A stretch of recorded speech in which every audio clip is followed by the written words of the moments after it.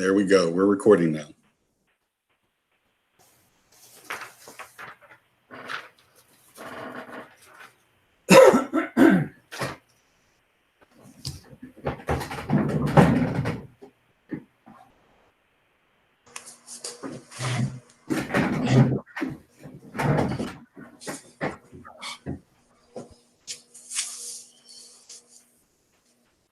All right, it's 7 o'clock.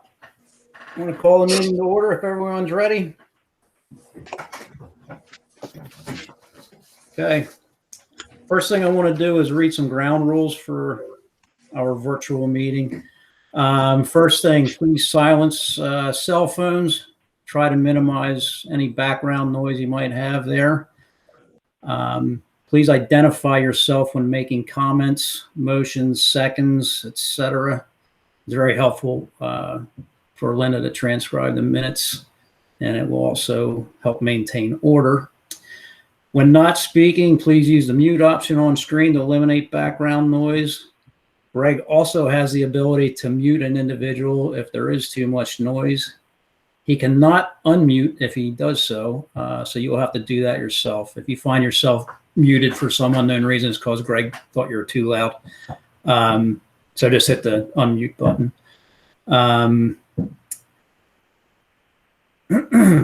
Please let anyone who is speaking finish before making any comments. And if we have any audience members, please wait until the presentation is complete before asking questions or commenting. And there will be a time for public comment at the end of the meeting. So those are the ground rules for this meeting. Next thing I want to do is have everyone check in. I'll run through the Planning Commission people and the people that I know are here. I'll start with Alex. Alex, are you in?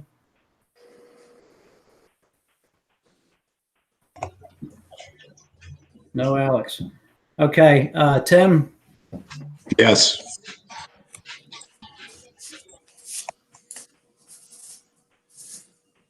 Tim Ruth, you here? Yes, I'm here. Okay. Andy? Present. John? I'm here. Okay, Steve Ball, the engineer? Yes, I'm here. Okay, and how about the folks from Grandview? You want to identify yourselves, please? Hi, it's Mark Horn, Chief Operating Officer at Grandview. Yep, Joe Pommelbit, I'm the project manager for Grandview. Paul Schmall from Barry Izett, civil engineer. Okay, any other participants in this meeting?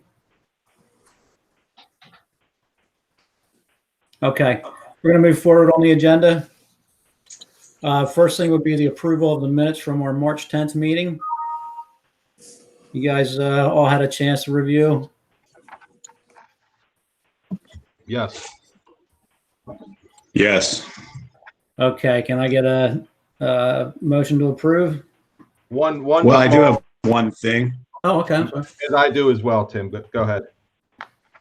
Okay, so the only thing I saw was under Anthony Bogner's paragraph 1, about halfway down on the paragraph 1 on the left-hand side, says Mr. Durstein asked if Mr. Bogner's interpretation of ordinances, particularly the subdivision land development ordinance, would be strict, adherence, or if he would be more flexible. Pretty sure that was Andy that asked that. I would agree with that. Yeah. Yeah, that was my only comment as well. Okay, so get a motion to approve with that change. I'll make a motion. I'll make said motion. Andy Enchef, I'll make a motion. Tim Ruth, I'll second it. Okay, all in favor?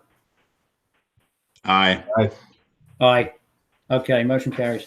Thank you. Okay, next on the agenda is Grandview. I'll let one of you guys take it from here. Let us know how you want to proceed. Thanks, Chris. This is Mark Horn. I'll give an introduction, and then Paul Schmall from Barry Izett will go through the rest of the plan with you. Obviously, we're available for questions throughout this process.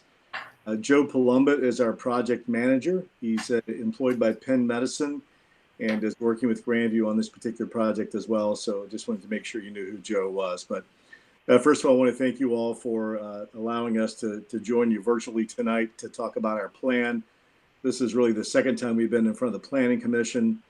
We want to walk through sort of where we are in the project right now. We have work to do. We know we have work to do on this. We really would like to make sure that we follow up on the questions that Mr. Bala had. We want to talk a little bit about the driveway situation and then talk about our next steps as well. So what you're seeing tonight is still in draft form. Obviously, we're continuing to try to refine the plans as much as possible. So I'll just go through my slides here quickly, but the second slide talks about a Grandview service area. You're probably familiar with that, but we serve really 5 distinct service areas from really north of Quakertown at the Pennsburg, Harleysville, Chalfont area, Doylestown, and so forth. And Grandview has a very high market share in our immediate vicinity, in the yellow zone in particular, and also in the Quakertown zone, which is to the north. We've been very blessed to expand our service lines here in the last few months. We have a urogynecologist who's now on board, a gyn-onc who's on board, and we also have a colorectal surgeon. So we've been very blessed from that standpoint to bring in some new physicians, and we also have brought in 2 robots, the Mako device, which is used for full and partial knee replacements, and the Da Vinci robot, which our higher end surgeries are now performed on. So we've been able to provide more services on campus than in the past. And we also reopened our cardiac cath lab back in November. So we're seeing a good number of persons presenting with heart attacks. Interestingly enough, most of those folks have driven in or been driven in instead of coming by ambulance. But we've been able to make a lot of interventions that save people a trip either to the Lehigh Valley or over to Doylestown to be able to get care close to home. And as we talk about later on, we're also pursuing a level 2 trauma certification. This is something that is unique for us in that we are within the 25-mile radius, but we actually got a waiver from the Pennsylvania State Trauma Foundation that as long as we didn't take volume away from other sites that would drop them below their current level of trauma, we could pursue trauma as well. We're working with Penn Medicine as our partner in trauma services, and we're really excited about that. That should be starting around January 1st of 2021, and then we would go for trauma certification sometime in the fall of 2021. And just to clarify, most of the trauma we're talking about are falls, patients in the long-term care facilities in our immediate area that have fallen and they're on a blood thinner. Many times they get shipped to a trauma center, even though we could care for them at Grandview. We should be able to keep 90% of those patients close to their facilities to Grandview to be treated and hopefully return to their facilities pretty quickly as well. So that gives you some insight as to what Grandview's been up to. That was all pre-COVID. For the last 4 or 5 weeks, we've been dealing with the COVID crisis and making sure we take great care of the members of our community. And I will say that we've been very blessed by the community's support, both in food donations and masks and monetary contributions. We've also cared for a number of COVID patients in the community. So that's been our primary focus the last 4 or 5 weeks, and will be for some time until this gets resolved. On the next slide is, I believe it's a copy of our facility condition assessment. And just a reminder, we started off with a firm back 2 years ago now called Whitecap. They came in and did an assessment of our service lines and really pointed out some of the strategic initiatives we wanted to pursue, which is, again, an enhancement of our higher technology, creating or recruiting physicians who could do more high-end surgeries, really focusing and stabilizing our primary care market. And then we also had a firm come in and look at our building situation. So on this particular slide, at the bottom of the slide is, and you can see the semicircle there at the front where the drop-off is. On the bottom of that slide would be Lawn Avenue. And those buildings in red are the buildings that are in very poor condition as far as they're structurally sound, but they're also old, dating from 1928 to 1939, 1950s and 1970s. And those are the buildings from a patient care perspective. We realize that it's less than optimal. It obviously meets all the DOH requirements, but we wanted to do something better for our community. The buildings in the green are the ones facing down Lawn Avenue, if you will. They're at the outpatient entrance, and those are in much better shape. We did some vertical expansions back in 2008, and those buildings are in great shape. Those are our newest units. They include our dedicated orthopedic unit, our maternity unit, our rehab unit, and also our med-surg oncology unit. Those are brand new, renovated, and we did the vertical additions back in 2008. The lone building to the right, or excuse me, to the left, is the professional building. That was the nurses' home from 1951 to 1973. That is slated to be demolished in this project. All the folks who've been in that building, about 80 people, were in our billing, finance, and other services, have been moved off campus. So that building will be coming down hopefully in the next few months as we wrap up the cleaning out of that building. We have some asbestos abatement to do as well. But I thought that slide is important to give you some reason for why we wanted to move forward with this expansion project. Greg, you can go to the next slide. And this really describes the issues that we faced as we examine our existing facilities. Our emergency department, built in the early 1990s, was appropriately sized at that point. It doesn't really meet our needs at this point from a privacy standpoint. Even dealing with pandemic issues, we've had to do some short-term fixes down there to make sure we have negative pressure and can adequately treat people and make sure that we isolate those folks. But as we look to become a level 2 trauma center, which means we won't be doing neurosurgery or open heart surgery, but we can do everything else. This will give us a better platform to work from. The procedural platform, a fancy term of saying our operating rooms, our cardiac cath lab, our interventional radiology, and vascular suites. With the new technology, it's been difficult with our existing rooms to make that new technology fit. They were built in the 1980s. Our cath lab is built in 2010. We're looking to bring both those services under one roof, and you'll see in this building plan that we're bringing all of our procedural rooms into one area, which brings us some efficiency, both from a pre and post patient procedure, and we're able to share staff and be more efficient from that standpoint. And lastly, modernizing our inpatient units. We are in the process, or certainly we're in the process pre-COVID, of renovating one of our existing floors. One of those buildings that's in the red, we're renovating our second floor patient care unit. We've gone to all private rooms on that unit, but we wanted to upgrade that as well. And that's one of the things that we know from a competition standpoint, certainly north of us in Quakertown and in other areas around us, there's been a lot of building. And for hospitals to be successful, we need a lot of things. But one of the things we need from an inpatient standpoint is to make sure that we offer all the amenities that patients expect and want to have when they come to a hospital. So those are really the three main reasons we're looking to do the expansion. On the next slide, Greg, flip that over. That gives you a site section of our plans.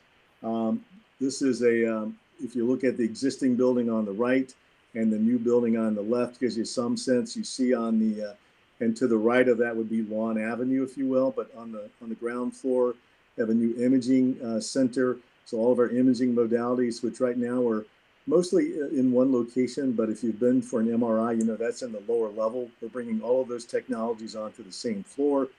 Behind that would be the emergency department, which gives us easy access from the emergency department to CAT scan, which is a highly useful whenever you have a trauma center to have close access to a CT. The second floor is the procedural platform. The operating rooms, I talked about the cath lab and so forth, gives us plenty of adequate space there for pre and post procedures. 10 operating rooms, of which 9 will fit out on the first phase of this project. We'll save the 10th one as shell space. The floor above that is a combination of intensive care and progressive care beds, or heart monitoring beds, if you will. And then the 4th and 5th floors of this building, we expect to fit out half of the 4th floor with beds and just shell the 5th floor for future bed needs. We're not looking to increase the number of beds we have right now. We're licensed for 169. Most we ever get is about 120, 130 during high flu times. And so we're not looking to add beds. In fact, we have slowly decreased the number of licensed beds we have, and that'll be the same in this new plan. We're not adding beds. We're going to stay around that 169 level. Greg, you can go on to the next slide, please. This is just a project schedule here. This is always a bit in flux depending upon a lot of open items. But I think the two things important to note here is we're looking at a summer of 2023 to open. We just recently brought on board LF Driscoll as the construction manager. They're based in outside the city. I think they're in Ballackinwood. They do a lot of work for Penn Medicine, recently completed the Penn project at Chester County Hospital. They think we can be more aggressive on the schedule, maybe be open by the end of 2022, assuming all the necessary approvals come through. As I mentioned, Joe Palumbit from Penn Medicine is on board as our project manager. He's really my right-hand person to make sure we get all of the owner and construction manager all on the same page, and the engineering firm as well, to make sure we're moving the project forward. So we're at the red line right now, sort of at the end of or middle of April right now. We're still in the trying to get approval from all the regulatory bodies, and we're still looking to try to hopefully break ground sometime in the last quarter of this year. And we hope to get the professional building demolished sometime by the early summer, and then we'll be able to maybe get some early release on the infrastructure packages and move forward from there, pending approval, of course, from all the authorities. Greg, if you don't mind, go to the next slide. I wanted to show you the next few slides, and if you've seen these, I won't go over them in much detail. These are actually some pictures taken from Chester County Hospital we visited back a couple of months ago. I want to give you some sense of what our new building would look like. We have some elevations in here, but these are pictures of rooms. Ballinger, our architect, designed the building in Chester County as well, and gives you some sense. And Greg, you can keep flipping through. There's nothing really, won't hang too long on any of these. You get some sense of the openness of these areas, the nice wood features, if you will, which are a little bit more relaxing. Trying to make it look less like a hospital room and more like a hotel room in some ways, with all the amenities thereof. But we also want to create a place where staff can work, be on and off stage, if you will, during this time. A nice open lobby there that would have a cafe in it as well, and a place for people to be able to gather while their loved ones are being maybe in surgery or maybe in some other procedure or maybe as an inpatient as well. This is one of the operating rooms at Penn. You'll see the equipment on the right. That's a huge hybrid operating room there with the C-arm and so forth. It's an imaging modality. Our operating rooms are going to be about 50% larger than they are right now. They're about 400 to 500 square feet. We'll be up around 650 to 700 square feet in our operating rooms, which with all the technology these days, takes up a lot of room. And obviously between the patient and the staff, the rooms get crowded pretty quickly. But we want to make sure that these rooms are adequate and have been tested, that they will handle the highest technology that we currently have and expect to have in the next 15 or 20 years. Get another look at the main entrance in a typical patient room. And then I'm going to turn it over to Paul at this point. This gives you a snapshot of what we look like in July of 2014. And quite frankly, that was the last time we did any major renovations on campus. At that time, we converted a closed unit into a progressive care unit with 16 private rooms. That's the last major renovations on campus. And with that, I'll be happy to entertain questions. I'll let Paul go through and take your questions at the end. Okay, you can go to the next slide, Greg. So this is just a exterior elevation picture of from Lawn Avenue looking in, what we expect the building to look like. You can go to the next slide. These are just kind of give you an idea of what the building will be once it's built. This is from the rear of the property. Lawn Avenue is up top. You'll see in the back there is for emergency drop-offs on the existing hospital, how it flows and how it connects to the existing hospital. The height is not basically going to be in the same elevation height as the existing hospital. You can switch to the next one. And these are just side, elevations showing what the sections would be of the hospital itself. We can just go through those real quick. You can switch to the next one. This is just facing Lawn Avenue and a couple clip sections there. The next one. This is facing east on the side there, showing what it would look like and how they elevations would see. Lawn Avenue is to the right there. You can go to the next one. And then this would be the rear of the building, the south side, showing how the bottom there would be covered and how they can drop off. You can go to the next one. And then this is a quick calculation. Obviously, there's some parking that's going to be redone. Currently, before we do anything, there's 1,058 spaces. With the proposed addition and modifications, we're looking at having 860 spots. We are looking to do reserve space for 113 spots. That would equate to 973 spots. Per the ordinance, with the calculations, all that, it comes out that you need 1,074 spots.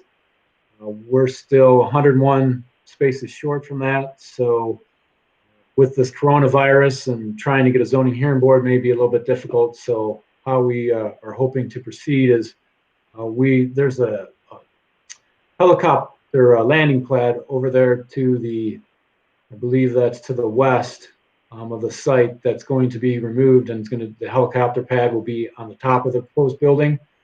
So we'll show that area on the next go around as reserved parking, and hoping that once we go through land development, get that approval, we'll go for a variance so that we can take that part off, the extra 101 spots, but still have the 113 spots dedicated and reserved if after the addition's done, we determine additional spaces are needed, or you determine additional spaces are needed. We did do a parking study, a parking report that we submitted to the township. We did a parking count July 23rd, 2019. At that time, we found the peak of 671 spaces of the 1,058 spaces that are there. So it's obviously not at capacity at all. So based on those numbers and some of the addition, we feel that the 860 spots will be ample space for the proposed addition and any other parking that would be needed. Go to the next spot, please. So this is just a general overlay of the whole site. Kind of shows the proposed addition, the parking up front, and in the back there that's shaded is the reserve spots that we're looking proposed there. You can go to the next one. This is more of a zoomed in area showing the proposed addition. It shows the parking lot there in front. The drop off shows the drive off of Lawn Avenue, plan left. And that's kind of for two reasons. One, allows a straight access for emergency vehicles and ambulance to get in the back where the drop off is for the emergency, and provides so that they don't have to go through the parking lot and all that to get back there. And also allows for the patients or visitors to come through, and if they need to drop off, they just make a right there, and it gives them a little time to decide whether they need to go to the drop off or the parking area. Whereas if we left it in the current spot for the where the intersection is across from Penn Foundation, they'd have to make a decision right away, and that may be difficult. And the slopes there are a lot more. They're at more 10% versus the 4 to 5% looking at the current configuration. You can go to the next slide, please. This is just once again showing where we're proposing the reserved spot in the back there. We'll have more detail on that. We just wanted to show the general location so you had an idea and kind of get your feedback on it if that seemed a good location and the amount seemed right for you. Could you go to the next slide, please? With this, this is an existing condition. We're just kind of showing that, you know, the existing medical office building there to be demolished. Obviously, there's many utilities in there that have to be relocated. Go to the next slide. And in the back, there's not too much going wrong there. Once again, you know, if we have to do the reserved parking, it shows in the back. It's an open space right now that can be used for the parking. Just some grading would be involved for it. Go to the next slide, please. This is the utility plan showing that we will have to have, or that we're showing water line and fire protection line that is going to be tied off of Lawn Avenue, and that's more of a redundance. Currently, there's the wells that are feeding that. They have plenty capacity for the existing and the proposed. That's just more of a redundancy in case there's an emergency. We're also going to be tying sanitary sewer into the lawn avenue as well. We're obviously having a stormwater conveyance system. And in that back, that shaded area, that's going to be the underground detention system to handle the stormwater rate and volume requirements. As you can see to the left there, it's shown as spray irrigation. We're proposing that to handle the volume control. Unfortunately, we can't use traditional methods because the soil in this area is not conducive for infiltration. The area we show right now is actually going to be shifted more to the south due to some additional grading we have to do in that area. And you have to do the spray irrigation in undisturbed soil. You can go to the next slide, please. This is just showing that we're going to do steam and return lines coming from the boiler room, and also showing the area that we're proposing for the additional generators and for future space, if need be. Where you see that in the back there, that shaded area is more the gravel area for those spaces. You can go to the next slide, please. So this is just a general detail showing the type of system that we're looking for the underground system. There'll be a crate system. We're going with that system because it allows more volume, and which will allow us to get a smaller footprint. So we don't have to do it as a large footprint as traditional, maybe a pipe system would be. Could you go to the next slide, please?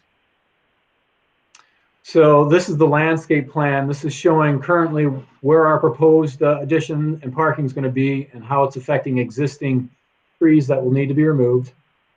Go to the next slide, please. This is what we're proposing for our landscaping. As you can see, it's pretty robust for the area that we have. It's a pretty tight area there. So we're trying to fit as much as we can to meet the ordinance. As we get further along in the presentation, we'll go over some of the requirements or the waivers that we're requesting based on some of the restrictions we have as far as area. You go to the next slide, please. This is just a chart kind of showing how we're achieving the credits and where we can as far as like frontage, buffering, shading of the parking lot, replacement trees, just to give you an idea where everything's coming from. You can go to the next slide. And then this is just the chart kind of showing where we came from, what we're meeting, what we're not meeting. At this time, I would like to go over the request waivers that we sent in. If that's okay, Greg, or should we take questions now, or what's the best way to move along? I think we can take a look at the waivers. Okay, so the waivers that we submitted, the first two, section 15.1B and section 15.2, was a misinterpretation of the code by us. So we actually will be meeting those, so we won't need those. So those we're scratching off. We still are looking for a partial waiver for section 516.7A, which is basically replacement trees for the trees we're removing. As I noted before, there's quite a few trees we have to add just to meet the ordinance. And then on top of that, trying to fit all the replacement tree is kind of difficult. I think we're almost at that capacity now where I think if we tried to add some more trees, we may be counterproductive where some of those trees may not make it because they're too close to the other trees. We're also looking for some stormwater management waivers.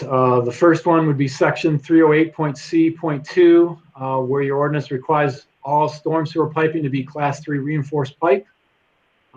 We would like a waiver for that to allow it to be HDPE, but within right-of-ways, we'll still make it RCP. And wherever it's, within the right-of-way. And section 308.C.3 requires that a minimum diameter of 18 inches for the pipe. We're looking for just do the 12-inch diameter per pipe, which gives us plenty of capacity in some of the areas. I think is a little bit overkill for the 18 inches. That's why we're requesting it.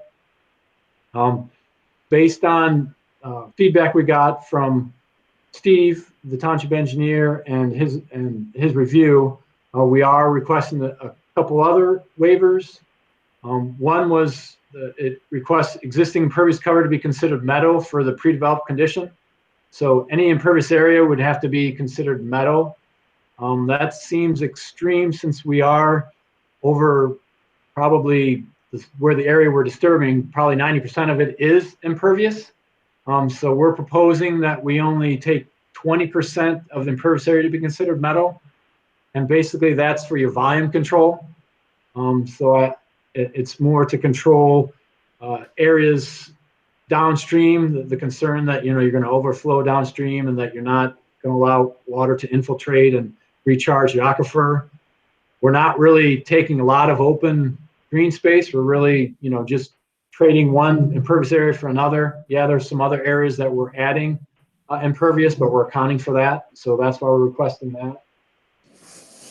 And there also is one other area, based on Steve's comments, as far as the wetlands.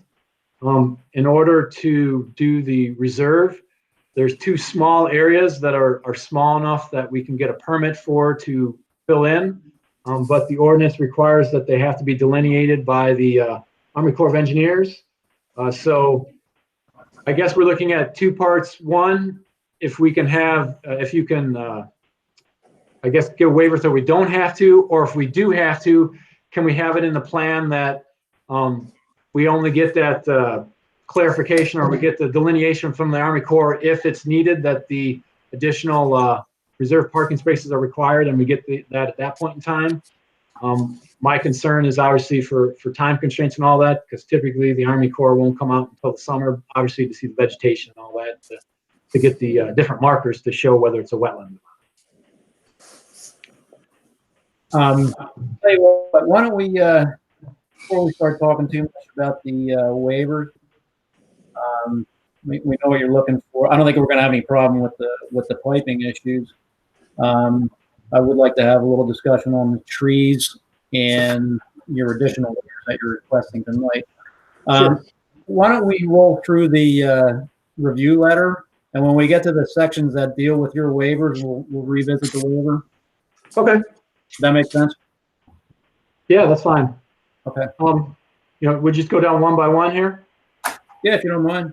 Sure. Okay, so item one, we will be looking to, we've had conversations with the fire department. We're continuing having fire conversations with the fire department to make sure that the height restraints and restrictions are within their acceptable amount. So no issues there. Item number two, for the buffer, next for the Weasel property, we'll provide additional information on that on the next submittal as far as aerials and photographs to show what the existing foliage is in there now.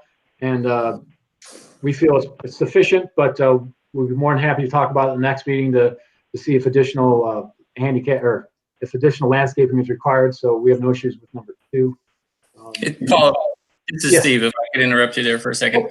Yeah, just for clarification, in general, the hospital doesn't have to buffer against other institutional property or vacant property, but there's one sort of strange out parcel. It's a landlocked house to be back behind Precision Finishing. They use the same driveway to get back to that house. And that's the property we're talking about. So it's a limited area that's stuck back in the corner there behind the basin. And I did get out there today, Paul, to take a walk around there and look at it. And it is wooded around that house on the hospital side of the property line. So my initial look was that the existing vegetation would be adequate in lieu of installing new vegetation, but we would need the line defined on the plan to show that that's a protected area. Okay.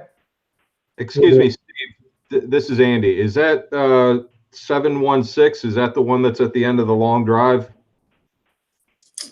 That landlocked property that you're referring to? If you're standing on Lawn Avenue, is it to the left of the hospital? Yes. Okay. If you went in the driveway next to the old Heritage Building, and went all Greg, the way back. if you go to the last slide, Greg, I think it shows up on there. Was that the last? Was there one? Well, I thought there was one more. Darn it. Never mind. Yeah. Well, actually, I guess it would be on one of the first slides I showed that showed the overall would be on that one. Oh, that's the one. Does that show? Yeah, it shows on there. If you look at the very bottom there, it's maybe a little tough to see. Yeah, right in there. Isn't that? No, it's cut No, off. it's further down. You're right. Sorry. Okay, we're all right, and we're talking about the same place. Okay. Thank you for the clarification. For number 3, we're developing and we'll provide the natural resource protection tabulation and site capacity calculations with plans to show all those areas. With that, would be coming in with the wetlands there. So that would be one of the first things where, I guess, the 2-part. One, in your ordinance, it requires that for the wetland delineation, minimum, we need a preliminary jurisdiction for the U.S. Army Corps of Engineers. We did a wetlands report that we provided, but I guess per the ordinance, you require the U.S. Corps of Engineers to verify that. So does that require, since it's really not in the area, you know, it's back in the area that we're not going to do construction unless it's a reserve parking, we can put in a note that that's required if need be? I mean, I don't know if it's been waived before. If it is, if it can't be waived, then can we have it at least that we can do it if it's determined future that this reserve parking is required, that we have it delineated at that point in time? This is Steve. We recently, I guess it was a waiver for the Kratz property. If you remember, guys, in the back of the Kratz property, back along the township property, there's a little creek that ran back there. And we waived it there with some notes on the plan.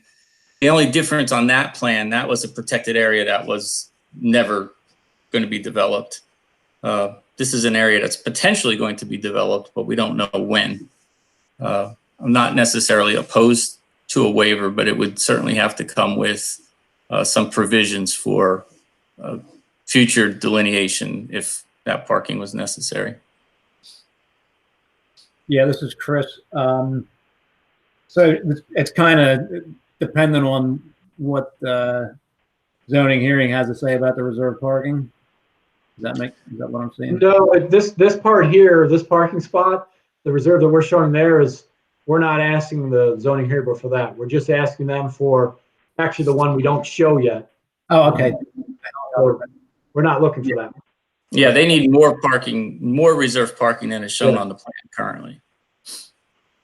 Gotcha.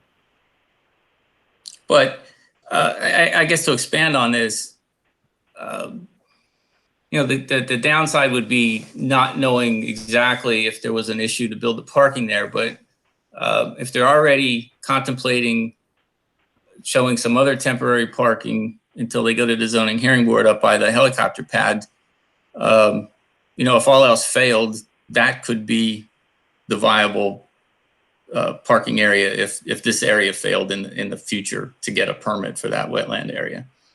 So there's enough room on the property that somewhere they could get some reserve parking if that was necessary.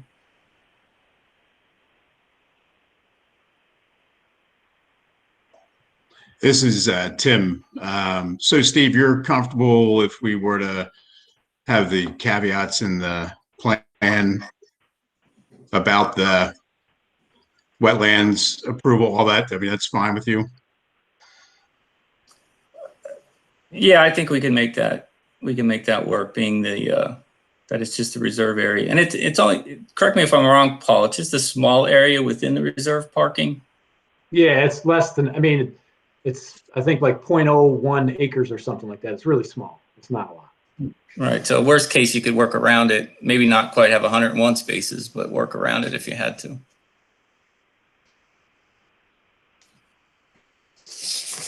And it was, I mean, and just so everyone's, you know, it was you know, we had a wetland specialist from our office go out and he did delineate and all that. So it's not like we're thinking there's no wetlands and all that. I feel pretty confident that when the Corps comes out, they would flag the same areas. I don't think it would expand. There's a concern there. Paul, this is Alex. Question, I know it was in your tabulations, but how does the helicopter reserve or helicopter parking match up with what you have for the reserve area? Well, that will be the additional 101 spots that's needed to meet the 1074 calculated per the ordinance. And we're hoping to go through the zoning hearing board to not have to have that additional 101 spaces. Right, so both those reserve areas are the same amount, correct? No, the one that we're showing is 113 and this one's 101, so it's, Oh, okay. it's 12 spots less. And Steve, again, I don't, just want to be clear, I don't have any concern with the report that was done. Like, we don't question the wetland report as it was presented. It's just an ordinance requirement to get the jurisdictional determination.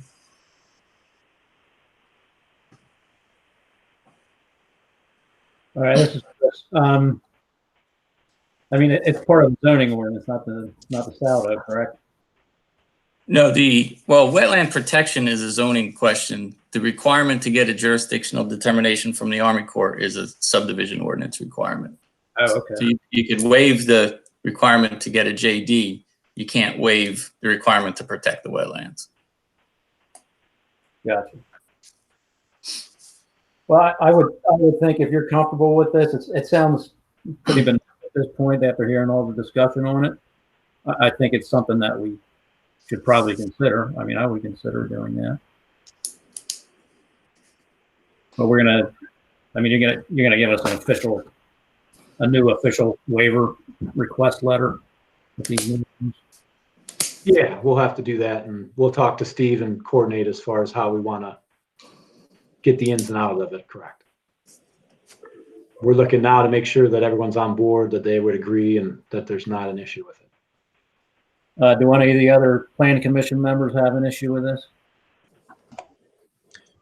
This is Tim. I do not, as proposed. This is Alex. I'm also fine with it. This is Andy. No issues. This is John. No issues. All right, Paul, why don't you keep moving then? Okay. Number 4 was going through the parking tabulation. I had an updated chart earlier in the presentation to kind of show that. It more boils down to allowing us, to have the reserve and not have to build all the spaces for the ordinance. There is a section in the saldo, saldo that allows, but I think for them to, to have less than what's required for reserve. But obviously, we have to show the whole 1074, and for the removal of one of the reserves, we'd have to go to the zoning hearing board. So we just be looking for you for the approval for the to have the reserve spots and not have to build all of them at this point in time. All right, this is Chris. Steve, is there anything else we should be talking about here? I mean, I certainly don't have a problem, given the actual parking numbers that have been being used. I don't have a problem with the reserve area. I'd rather see it stay in reserve and get built out. This is Steve. No, I have no specific items. I mean, 2 things we wanted to call out. Well, we had a lot of comments here. Number 1, because I wasn't aware at the time that they were purposely not putting all the parking on the plan. So that confused us when we did our review. But now I understand how they're looking at the asking for a variance for that extra parking. But I do want to make it clear for the Planning Commission that after construction, there'll be less parking spaces on the property than there are today. It falls within their counts that they did, but just so you're aware of that. And we also question the number of handicap parking. I believe by ADA calculation, they're probably over the amount that they need, but there'll be less handicap parking spaces delineated after construction than there is today. Presently, okay. And yes, we are over for handicap. It was on that updated chart that we showed earlier that showed the handicap spaces.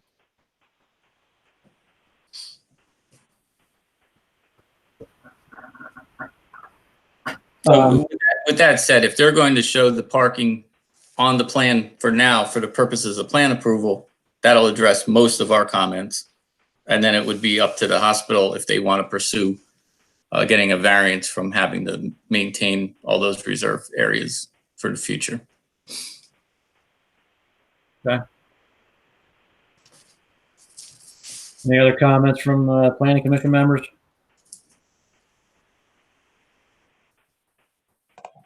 This is Tim. I have none. Alex, I have none. Andy, no. John, I'm okay. All right, so how do we move forward with this, Steve? Well, they just have to revise the plan to show more reserve parking. Okay. And that's that area up by the helicopter pad. Correct, gotcha. So do we need approval for a waiver, though, to show them as reserved and not built at this time? That's not a waiver. Okay. The ordinance allows you to only construct 60%, a minimum of 60% of the required parking. And to do that, then they have to sign an agreement with the township that guarantees that they'll construct the spaces if they're determined necessary. Okay. Steve, this is John Sportuck. How does that determination get made that the additional spaces need to be constructed? The agreements typically state that either the hospital or the township can require the spaces to be constructed. So if the hospital felt they had the need, or if the township has noticed a need or had complaints about parking, the township could order them to build the extra parking. Thank you. This is Mark Horn. We did a similar arrangement at the Sellersville Outpatient Center back in 2006 through 2008. This is Tim again. So basically with the 860 spaces, you're at like 80%, correct? Yeah, it was like 77% or something like, yeah. It was. Yeah, I mean, roughly 80%.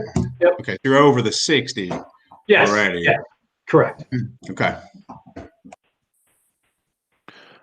Paul, this is Alex. If you deduct out those extra spots that Steve was mentioning, will you still be over the 60%? Yes.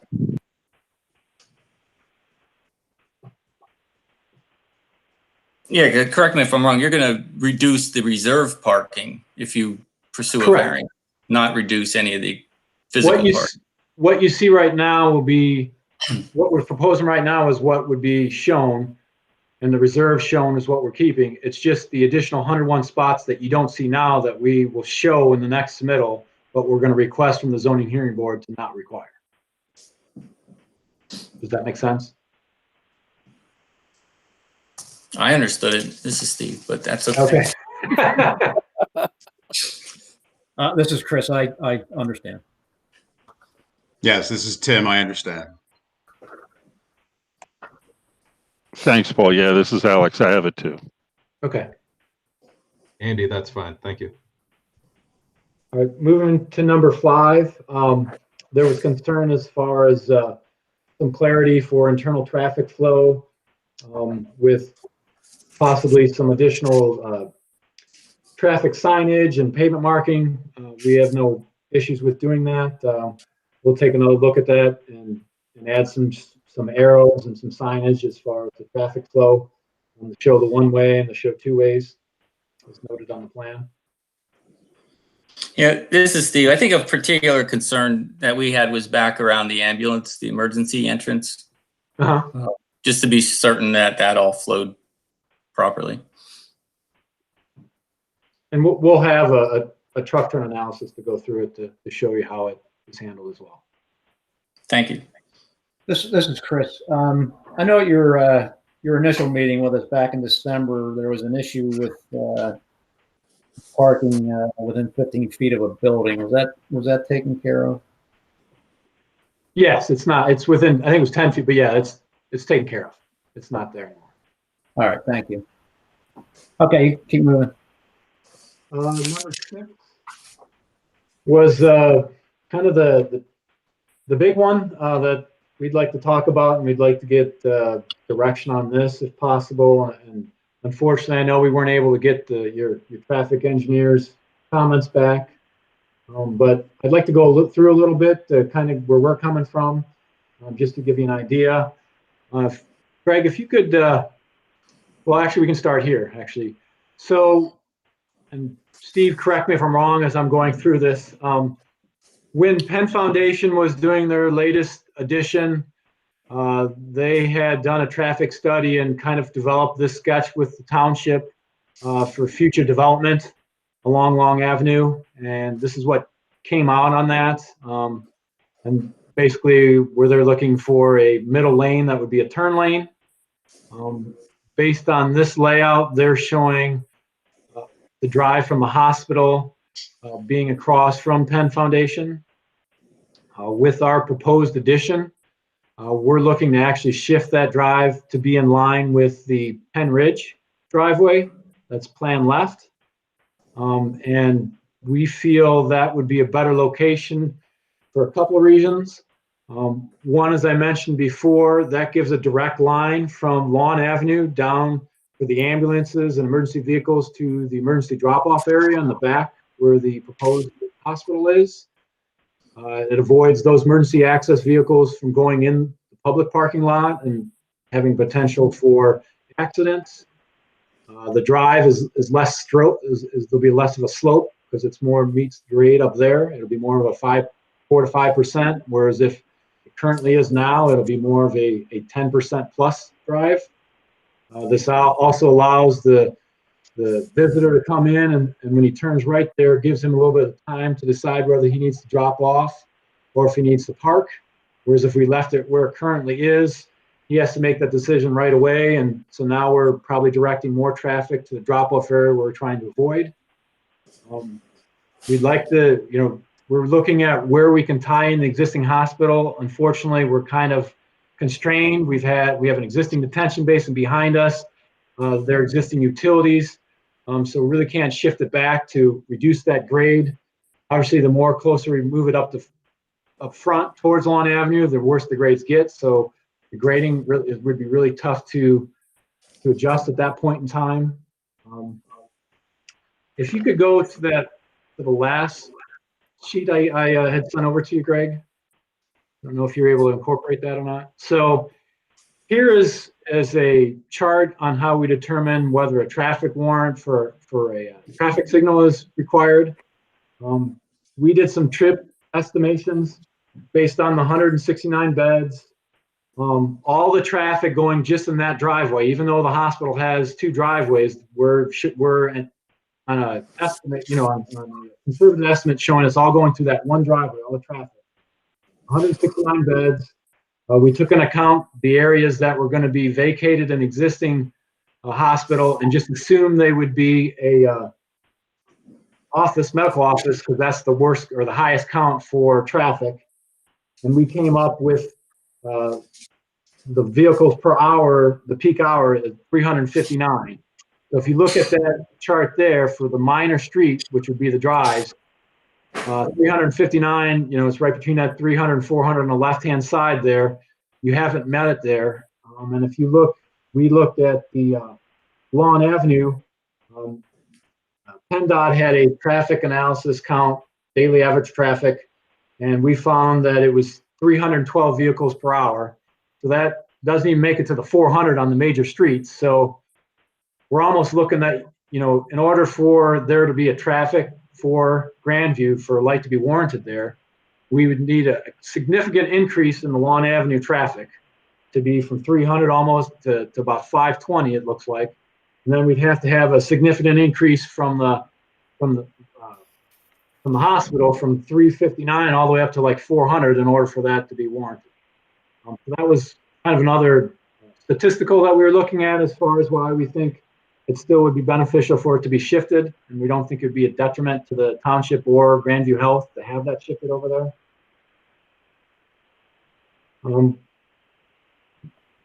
With that being said, this location, obviously, as you can see with our land development plan, there is big as far as like how we can go and how we can progress, because we kind of need at least a direction on how you would see, if you feel that you're comfortable in that way, or if you don't feel that would be, that we've proved our case. Maybe we can have a meeting with your traffic engineer. You know, we're just kind of look to see something that we can progress, that we have, you're okay. I know we still need to go to PennDOT, but we feel if we discussion with the township, the previous conversations we have at PennDOT, that they would be obliged to have it on the different location if the township was okay. And you can correct me if I'm wrong, Steve, because I know you were in the meetings too, if that's kind of how you interpreted it.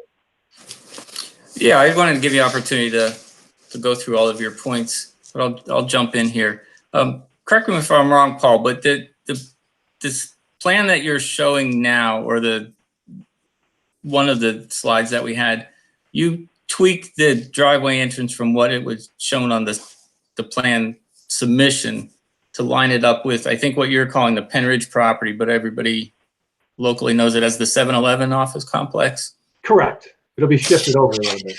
All right. So as shown on the submitted plan, it does not line up exactly with the 7-Eleven driveway, but I think what I understand now is you're prepared to make that change to line it up with the 7-Eleven driveway. Correct. Okay. So that said, if it has to be moved, that's the place to move it to have Yes. another, lined up intersection. Just for some history on it, when Penn Foundation did that overall traffic plan, it really was not for what the current traffic conditions are, but hopefully to address, future traffic conditions and future build out.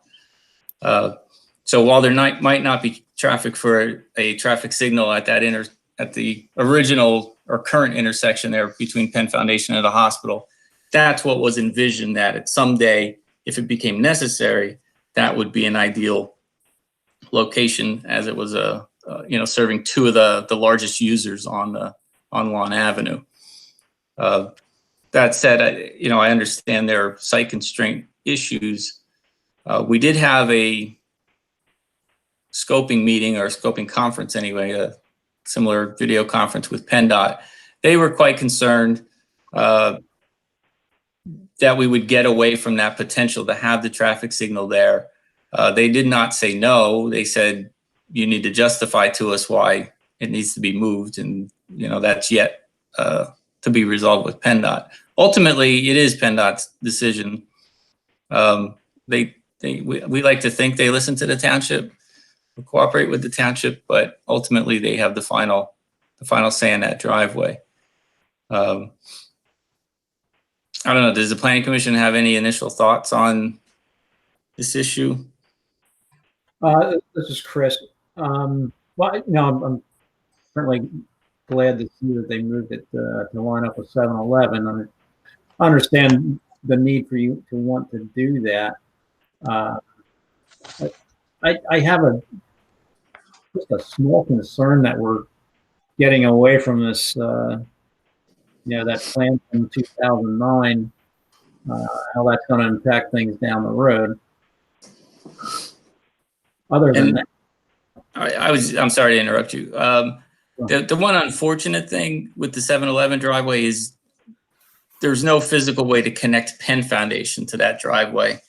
If anybody's been out there, once you get past the house and get back into the 7-Eleven property, there's a very tall embankment right along the property boundary. right. So Penn Foundation property is significantly higher than the 7-Eleven property. So there's not that ability to tie Penn Foundation in and then, if a future signal was ever warranted out there at that intersection. This is John. Are there other professional building driveways that exit onto Lawn Avenue between the existing Penn Foundation driveway and the 7-Eleven driveway? There's a twin home between those two locations that is private right now. And I would anticipate that someday Penn Foundation will own them, but I don't want to spend their money for them. And Penn Foundation currently right now has 2 drives as well. That's not their only drive there. Right, they have an upper entrance.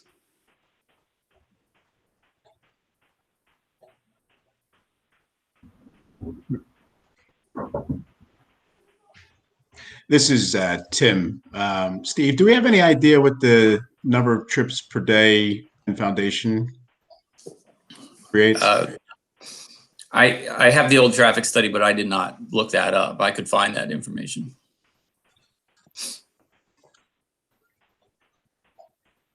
Just thought it'd be interesting to see what they are in comparison to the hospital.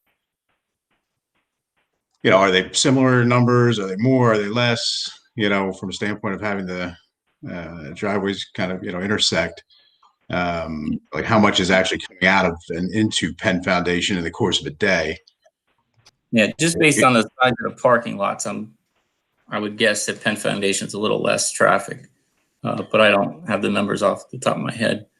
Okay. You know, there is some merit. The 7-Eleven property has a significant amount of traffic. Yeah, they both. Their parking is too small. Yeah. Right. Yeah. Yeah. We know that. Right. So, but I mean, line up with this. You know, I'm comfortable with that. Might not be, you know, the optimum situation, but at least it's lining up with another access point across the street. This is Andy. I certainly understand the need for a straight shot back to, you know, to the ER as opposed to winding around once on the hospital property. So I get that. This is John. Is it the intention that that driveway on the Sellersville side be two directional all the way through? Yes. This is Alex. Steve, is the concern that if the driveway were to match the 7-Eleven driveway, there wouldn't be enough room for a traffic light before you hit Farmers Lane? I guess that's potential, but I think the initial thought was Penn Foundation generated more traffic than the 7-Eleven property did, and it'd be more likely that it would warrant a traffic signal someday at that location than the 7-Eleven location. And follow up to that is the upper drive for Penn Foundation. That's kind of where the blue area is shown, opposite kind of the hospital's upper drive. It's not opposite the upper drive. Not exactly opposite, but like in that parking lot between the upper drive and the hospital, there's some blue lines. Is that where okay. Yeah, there was an existing driveway there, and then that was modified to the current configuration. Yeah, this aerial, because it was done at the time Penn Foundation was being built, it doesn't show that main building expansion on the Penn Foundation campus that's there today.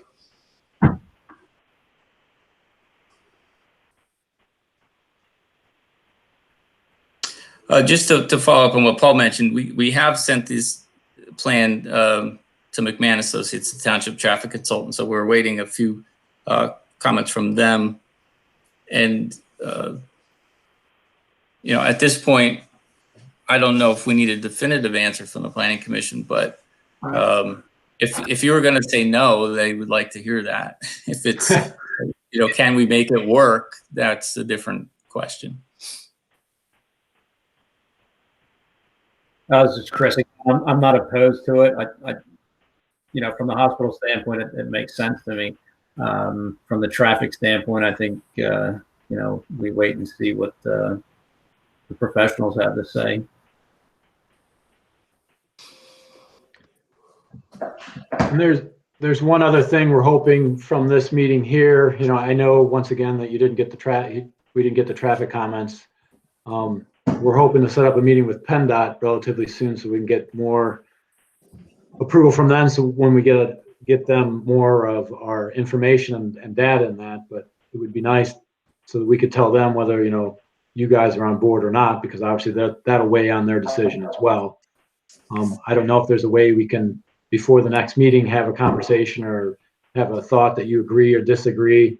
Maybe you can be sent around to all the PC members But we'd like to talk to the planning, or not to the PennDOT before next month, so we can keep this going, because as Mark had shown earlier, our construction schedule, I think is pretty quick there, especially for the approvals. And we have to, once this gets resolved, we still have to submit to the Conservation District, which is a long lead time. And that's unfortunately why we're trying to push to see what we can and can't.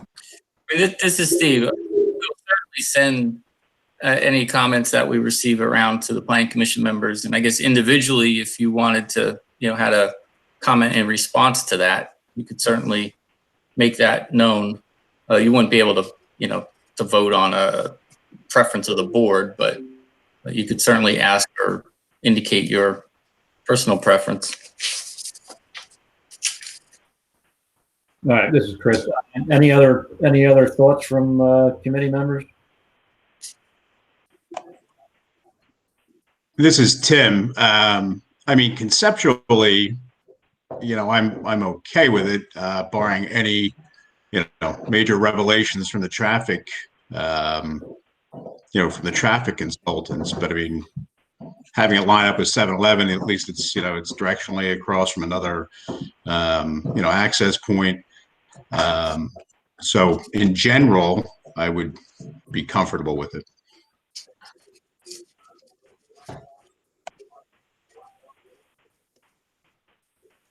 Anybody else?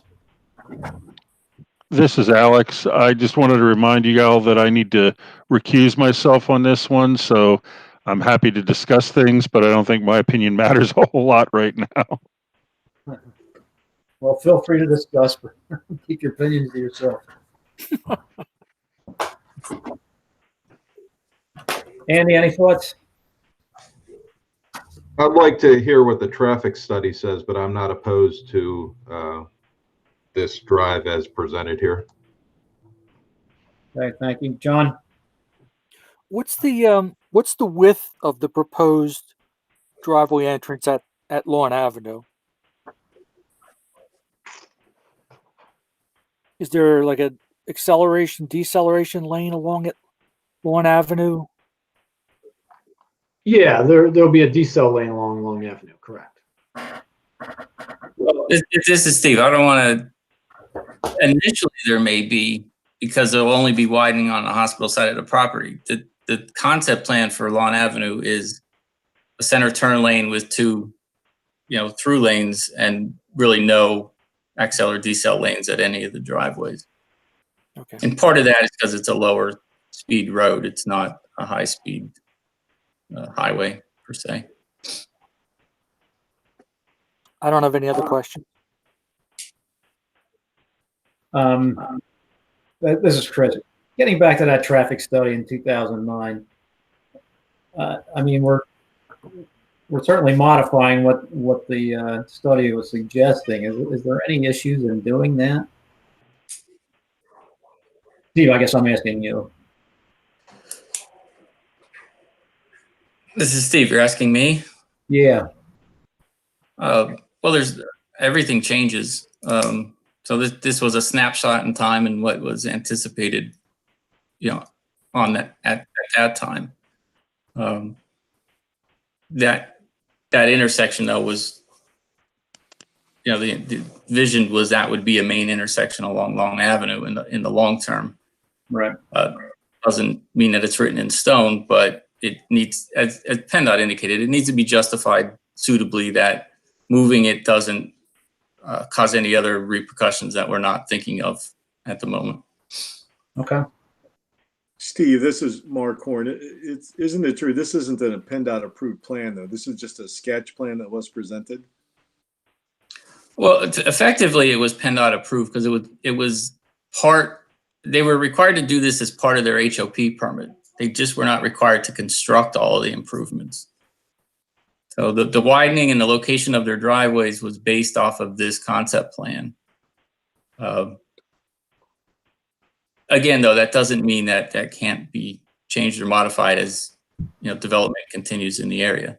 We just need to know that the way we're changing it isn't cause a problem in the future. And I would say certainly from 2009 to 2020, more outpatient studies, surgeries have moved off campus. A lot has changed in healthcare from that standpoint. And now we're seeing more and more telehealth. So that would be a lot more things to consider with that plan, given how things have changed in healthcare. Certainly, and you're gonna be required to do some counts, I'm sure, for PennDOT for your traffic permit, so that might bear that information out.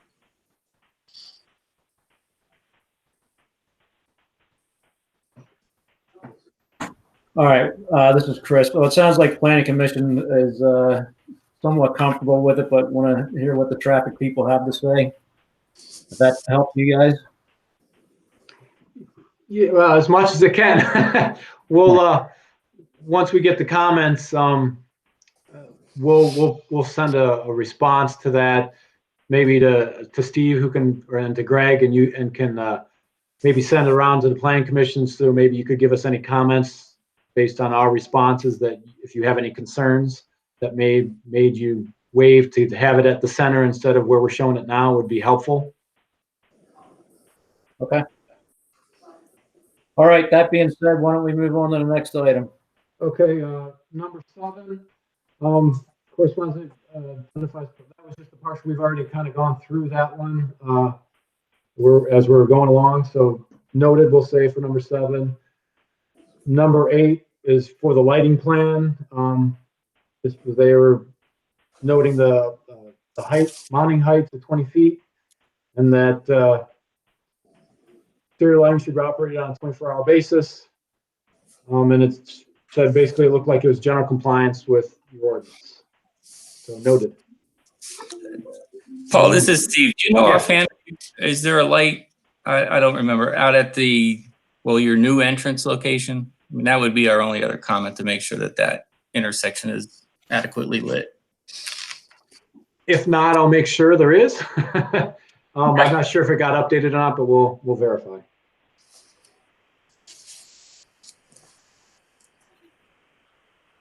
Okay, number 9, recreation land dedication and/or fee in lieu of.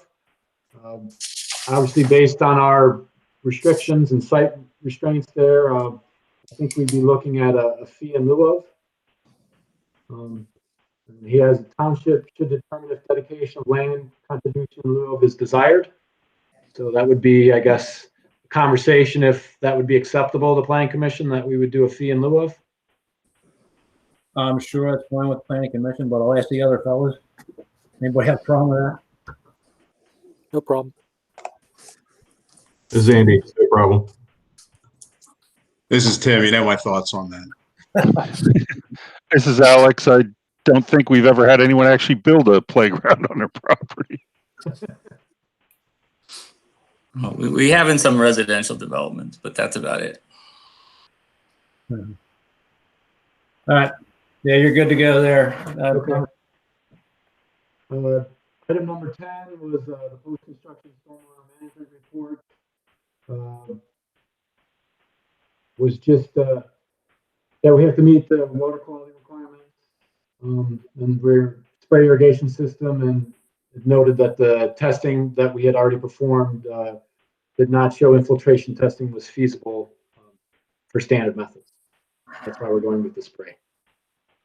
Part of that, section 309.c is the request for the waiver that we were asking for, the additional one, and that was requires impervious coverage to be considered as metal, all of impervious coverage, and we're requesting that only 20% of it be considered metal for the existing condition. This is Steve. If I could jump in on that here. We've touched on this previously with a few other developments. It's really in the ordinance intended for some old sites that were constructed with a lot of impervious but had no stormwater management on the site. And that gave the township the opportunity to then retrofit the site for stormwater management. This property has a large basin that's been designed and approved and modified several times over the years. So I'm not, I don't have a concern with the waiver that they're requesting down to that 20% level. And the 20% level is what they'll need to do to get their NPDES permit anyway. So it would seem appropriate to use that as the guideline. This is Kratz. Hey, Paul, I'm having difficulty hearing you. I don't know if anyone else is. Okay, I'll try to speak up a little bit more. Can you hear me now? Yep, you're clear. Thank you. Okay. So it sounds like the engineer is fine with giving you that 20%. You know what? Why don't we? That's in the waiver. We'll hit the waiver letter at the end, but note that the engineer is fine with that. So go ahead on to the next one. Okay, and then part of that was the supplemental report requesting additional design information, and we'll provide that. Number 11, supplemental landscaping plan. Basically, items A and C were more just giving us the correct interpretation, and us now not needing those two waivers. One was for the parking lot shading, and the other was for the buffer yard. But we still are requesting a waiver for some of the replacement trees. So that would be B. That would be B, correct. And as mentioned before, you know, as you saw with our landscape plan, you know, we've pretty much put plants where we can fit them, and the site's pretty tight where we're building, so there's not a lot of room to put additional trees. Hence why we're asking for the additional waiver. And I'll note that there's a lot of wooded area there that we're not, you know, that's not being touched as well in the back. And I would just add that some of this, the need for the waiver is a little bit of a default. It's because the trees that were planted before grew too large. So then they qualify for some replacement trees. So it's sort of dumb luck that they have that extra requirement. And I would agree with their engineer that they've planted pretty much everywhere they could plant around the new development area. Okay.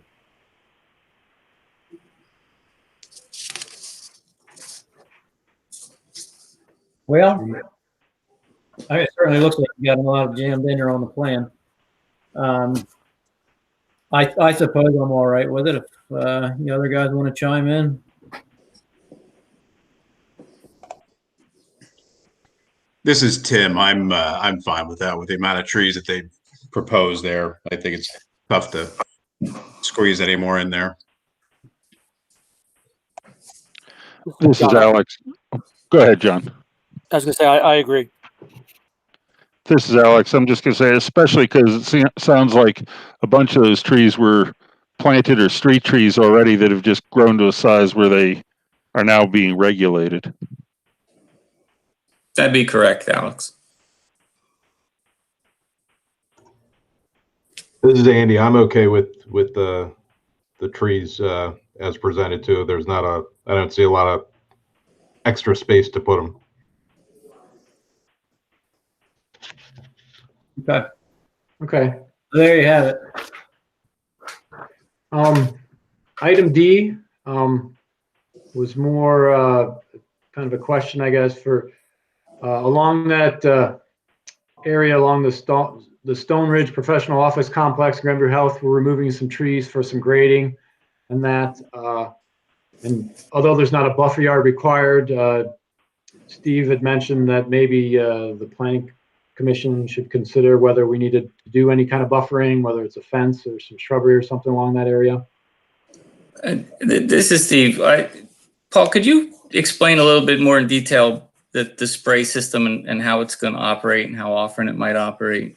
Just so the Planning Commission, it would be similar to a spray irrigation sewage system in looks, but that's not what you're doing, correct? Correct. So basically in the back there, we had shown how there was an underground detention system. So part of that that will hold all of the volume that we need to infiltrate into the ground. Now, how it works is after a large storm event, it collects, and then there's a sensor, and it waits till after 24 hours after the storm event. It then sprays in a mist to allow it to hit the ground at a smaller rate so that it can evaporate. And it'll take 6 days. So it'll take that volume of water and divvy it out for 6 days, and it'll spray, not continuously, but it'll spray off and on for those 6 days to allow the water to set and exfiltrate and infiltrate into the ground. And within that 6 days, it'll empty the system and reach that volume that's required. The spray is a mist, and it's clean water. It's just the water that's, the stormwater runoff, the runoff from the roadway and from the lawn and all that. So there's no sewage or anything like that that's incorporated in it. And there is, before it gets in there in the storm system, there's snouts and there's sumps and all that. So it should catch most of the debris and oil that before it gets in that system. So it shouldn't be spraying anything that's not stormwater, that's not clean. And then that's the process that goes, like I said, as that sensor, that controller controls it, and it'll spread it out for the 6 days. And we have a calculation as far as the volume and how it spreads it out in those 6 days and how it can spray. And since we don't have good infiltration rates, there's, I believe it's a ½ inch per day that we're allowed to use for the exfiltration. And that's a standard procedure or standard rate that's given to us through DEP. So they have to approve it as well. And we've done this many other places and they've approved it, and there's been no issues in the past. This is John. Is that area fenced in? No, it will not be fenced in. It'll just be spray heads throughout the area, through wooded area and lawn area, and it'll just spray like, a mist out. It won't need to be fenced in or anything like that. And actually, you wouldn't want it fenced in because you don't want any of that water to hit the fence. You want it to spray evenly over the lawn area, the vegetated area. Now we could, obviously it's denoted that, they can't construct in that. It's a reserved area now. Well, this is Steve, Paul. You had mentioned before you can't install that spray area in an area that's being disturbed. But you're allowed to remove the trees from that area? Is that why we have this circumstance? You're clearing trees out? No, we had to shift it.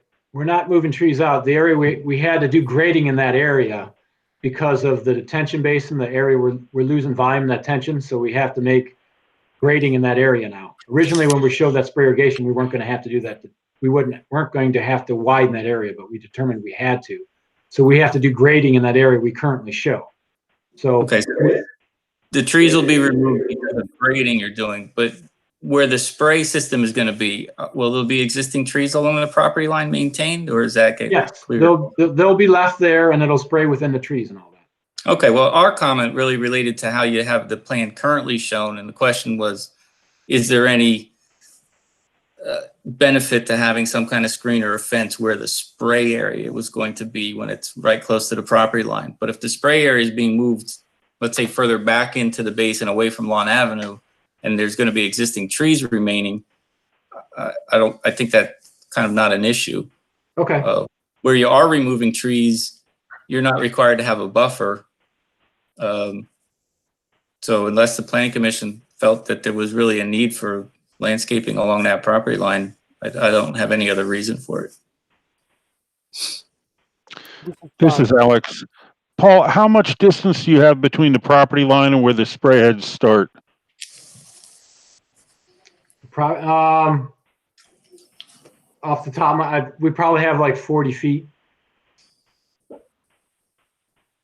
You're talking from, I'm not talking Lawn Avenue. You're talking along the property line. From the side property line over. Correct. Yep.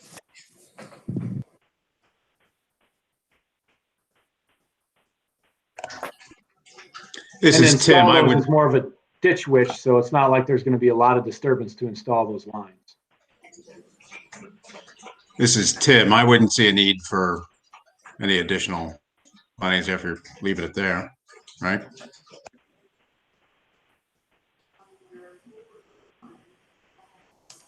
This is Chris. I would agree with Tim. This is Andy. That's fine. Okay. Moving along to 12. Please do. Item 12 was asking about sufficient water supply.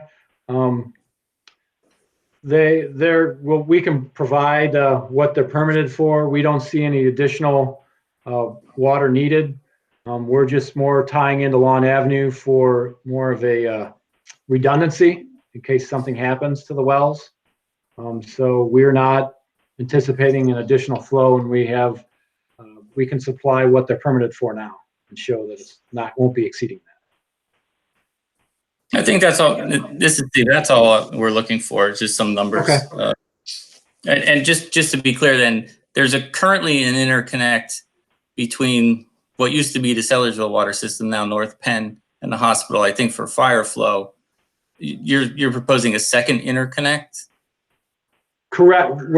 We're actually shifting over that connection for the fire flow, and we're doing another connect for the potable water as far as a redundancy. Okay. And actually, when that initial interconnect was put in, it was for the other direction, right? It was to use the hospital tower for fire Correct. flow on Lawn Avenue. And then this is Mark Horn. When North Penn Water Authority came in, they have sufficient pressure now that that interconnect isn't even necessary for the Sellersville Outpatient Center, but it's there nonetheless. It's a good backup. Item number 13 was to make sure that we've had discussions with the fire marshal, fire protection, building height. The hospital has had a meeting with the fire department, and we will continue to have the discussions with them to make sure they're satisfied with the height and our access to the facilities. Again, this is Mark. I should have that letter sometime within the next 2 weeks. I spoke to the fire chief and the president of Sellersville Fire Company last week as well. Item 14, that'll be provided once we get the exemption for the sewer. Item 15 will provide the additional information requested in the narrative. Item 16, they were sent, and we will provide the proof of mailing once we get them. They were sent a little bit later. Item 17, we will submit to MPDS, and we'll provide the permit once we receive it. Item 18, we noted that as far as the development financial security agreement, and we'll provide a cost opinion once the plans have been approved. Item 19, draft and review memo of submitting plans noted. And item 20 noted that additional information or additional comments could be received once the additional plans are submitted. Okay. You have anything else to add? I think that. Sorry, Chris, I didn't have my mic on. I tried to say something. This is Steve.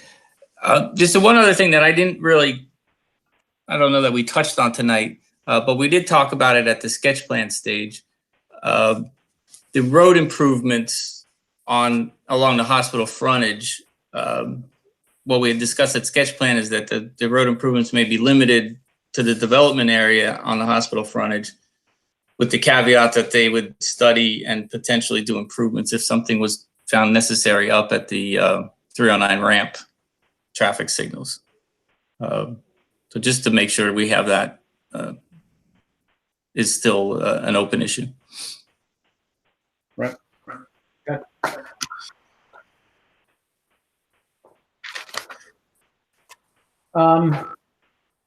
So you're going to provide, this is Chris, I'm sorry. Oh, you're going to provide an updated waiver request letter? Yes. And it sounds like we're willing to waive it you're asking for, but we need the official letter. Okay. Is there anything else we need to touch on with you guys tonight? I think that's it. The only thing I request is that once we get the traffic engineer review letter and we respond, if we could get comments back from you once we give that, quick response would be appreciated. Noted. I think you'll get it. Any of the planning commission members have any other thoughts on this project? Steve, just a question. We don't have to go through the next 62 things on the sheets that were included in our packet, do we?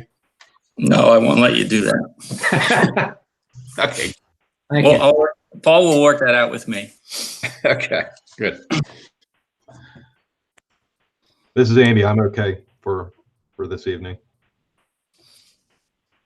This is John. I'm okay. This is Alex. I didn't have anything else either.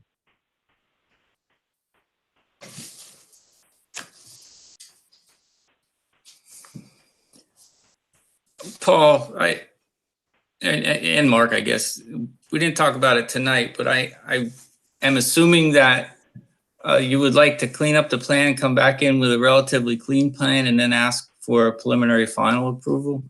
Is that your intentions? That would be it. We're waiting on our budget to be developed. We're about 50% through the DD plans, Steve. So we're waiting on our budget to come in, which we expect by the end of April.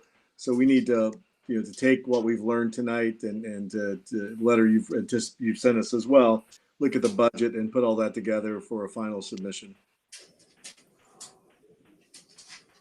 And at that point in time, we're hoping that we have conversations with PennDOT and get the drive alignment, finalized before we have that final approval as well.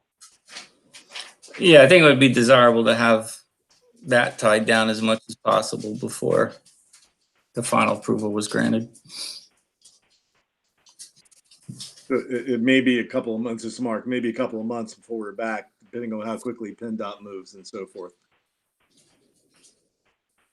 I thought you were going to say how quickly Paul moves. Hey, now. Sorry, Paul. All right. Well, I guess you guys. I think that was everything from a Grandview standpoint. And we want to say thank you for letting us. I know that there was nothing else on the agenda, but thanks so much for meeting and letting us present our plans and giving an update on where we stand in this project.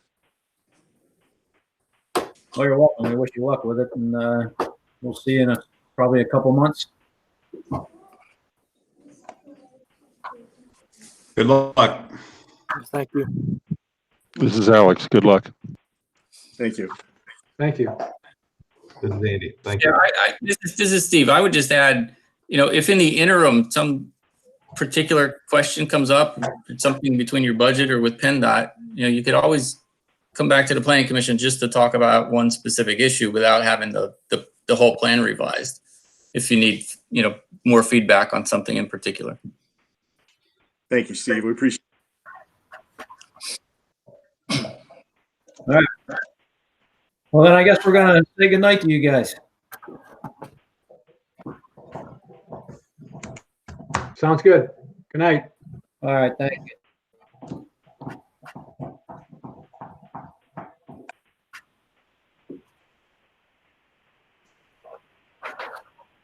Okay, we're going to move on with the agenda. Next item is old business. One thing I forgot to do in the beginning of the meeting was to welcome John on. So John, thanks for coming on board. Look forward to working with you again. Oh, thank you. Thanks everyone for your vote of confidence and support.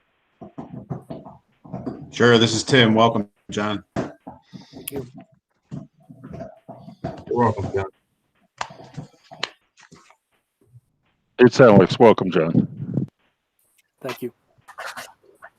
Okay, the other old business that we have is the alternate member. I'm assuming you all saw the resolution that Mary put together.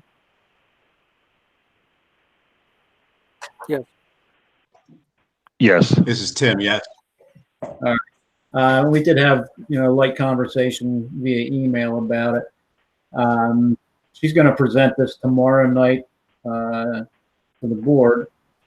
I did, she cleared up a question of Alex's about a member having to sit out if they miss a meeting in and the alternate fills in. It didn't seem like it's a big deal for the planning commission member who missed the meeting to come back in and be part of future discussions with whatever was discussed when he wasn't there. A question I picked up on today that I talked to Mary about, and I forwarded that to everyone as well. So it sounds like through the MPC, the only reason an owner.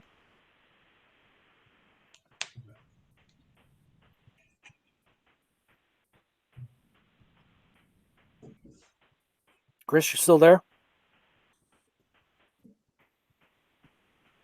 Chris, are you there?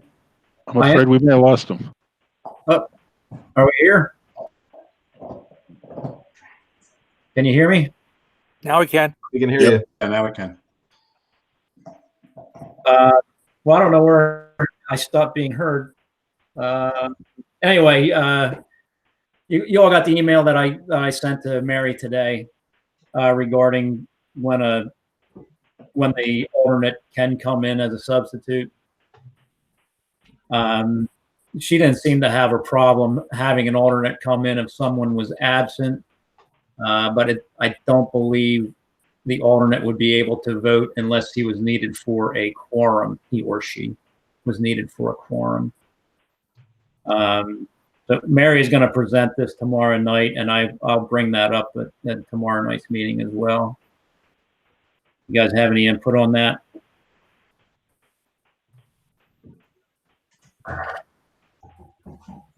Well, go ahead, Alex. I was just gonna say, I think that's fine. I think that's really the big intent of having the alternate is not to have something bogged down just because we're short on a quorum. Go ahead, Tim. Yeah, I was going to say the same thing. I think basically, in circumstances we're down to 2 members, only being present and or an extenuating circumstance like we, kind of just experienced, I don't really see the need for, having an alternate just sit in for the absence of 1 member. I think it's more of an extreme situation or circumstance.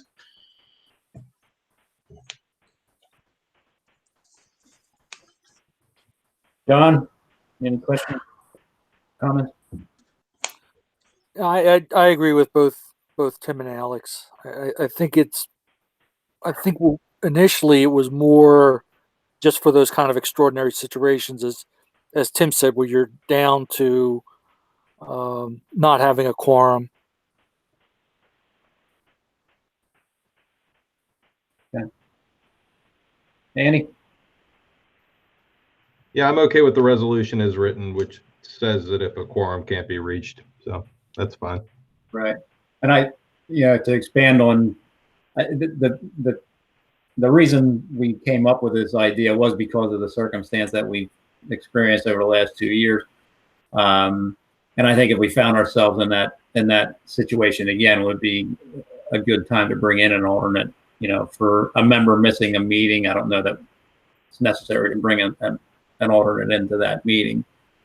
I think it's going to be the harder circumstances that we need to consider. So, that being said, does anyone else have any old business? This is Tim. I do not. Alex, I do not. This is Andy. I'm good. It's John, I'm good. All right. Steve, we didn't have a review this time around? The plan status? Yeah. I guess it didn't make it to the agenda. It was emailed somewhere. Okay. There's nothing that requires action. Just of note, though, Fresco, they should be resubmitting their plans shortly. I've talked to their engineer a couple times. And Greg, I'm not sure. We half got a submission from the Slosher Farm out on County Line Road. Correct. I'm not sure. One today. Okay. Yeah, I just saw the plan and I didn't see all the other paperwork. So we'll probably have that review for you if you remember the Slosher property out there. It's a little cul-de-sac street with, I don't remember, maybe 8 to 10 lots on it. I forget exactly. Line below bridge. Yeah. Yeah, below where the water tower. Yeah. Yeah. Yep. Um, About those two things may be for next month. whatever happened with what's their Eastern Montgomery or the ones on Mill Road? Yeah, I got a call from their engineer sometime after they came in with that sketch plan, and they seemed that they were going to move forward with the project, but I haven't heard from them since. Okay. I did hear from that other one, the Clarkey. Yeah. They're moving ahead with their plan too. I don't know. They're not going to be ready for next month, but they are moving ahead. Okay. Oh, and Tim Snyder said he was going to submit a plan too, but I don't think we got that, Greg. No, we didn't.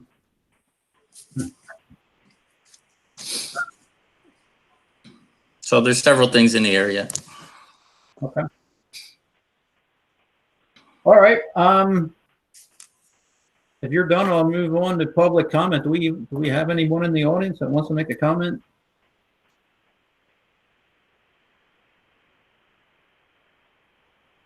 Well, hearing none, I would look for a motion to adjourn. I'll make said motion, but before that, I'd like to just thank Greg for coordinating all this and putting all this together. Agreed. And Agreed. Jim Miller, I just want to add, our township is so far ahead of every other township in Bucks County on this stuff, you wouldn't believe it.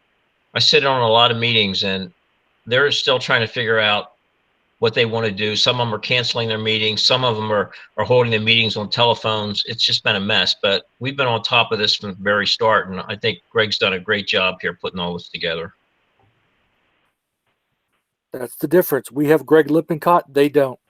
That's right. Thank you. This is Alex. I'll second John's motion and his comments to Greg. All in favor? Aye. Aye. Aye. Aye. Aye. Motion carries. Meeting is adjourned. Thanks, guys. Thanks. you. Thank Have a you. good night, everyone. Thank you. Have a You good too. night. Have a good night.